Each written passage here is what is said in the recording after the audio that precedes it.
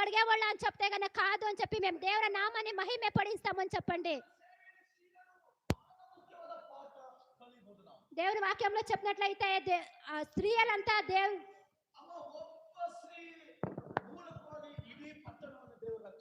ఒక్క స్త్రీ మూలకంగా ఒక ಇಡೀ ಪಟ್ಟಣನೇ ಕಟ್ತುಂದಿ. హల్లెలూయా. హల్లెలూయా. ಅಂತ ಜ್ಞಾನವನ್ನ ದೇವರು ಪ್ರಚಾರ ಪಡಿಸಕ್ಕೆ ಹೇಳ್ತಾ ಇದ್ದಾನೆ. ಅಂತ ಜ್ಞಾನಾన్ని దేవుడు ప్రచార పడిస్తాడు. 1 ಕೊರಿಂಥೆ 2:7 ವಾಕ್ಯ 1 కొరింథీ 1:2 వచనంలో ಗುಪ್ತವಾಗಿಟ್ಟಿರುವಂತ ಜ್ಞಾನವನ್ನ గుప్తంగా పెట్టేట్లైన ಅಡಗಿಸಿಟ್ಟಿದ್ದ ಜ್ಞಾನವನ್ನ అడిగించినట్లైన జ్ఞానాన్ని ನಿಮ್ಮ ಮೂಲಕವಾಗಿ ಸಭೆ ಮೂಲಕವಾಗಿ ಪ್ರಚಾರ ಪಡಿಸ್ತಾರೆ. మీ మూలకంగా సంఘం మూలకంగా ప్రచార పడిస్తారు. ಎಷ್ಟು ಜನ ನಂಬ್ತಾ ಇದ್ದೀರಾ? ఎంతమంది నమ్ముతా ఉన్నారు? ನಾನು ಪರಿಪೂರ್ಣವಾಗಿ ನಂಬ್ತಾ ಇದ್ದೇನೆ. నేను ಪರಿಪೂರ್ಣంగా నమ్ముతా ఉన్నాను. ಅಮ್ಮ ನಾನು ಚಾಲೆಂಜ್ ಮಾಡ್ತಾ ಇದ್ದೀನಿ. ಅಮ್ಮ నేను ಚಾಲೆಂಜ್ చేస్తా ಸಹೋದರ ఉన్నాను. ಚಾಲೆಂಜ್ ಮಾಡ್ತೀನಿ. ಸಹೋದರಲಾరా ನಿನ್ನ ಮೂಲಕವಾಗಿ ದೇವರ ಜ್ಞಾನ ಪ್ರಚಾರವಾಗುತ್ತೆ. మీ మూలకంగా దేవుని ನಿನ್ನ ಮೂಲಕ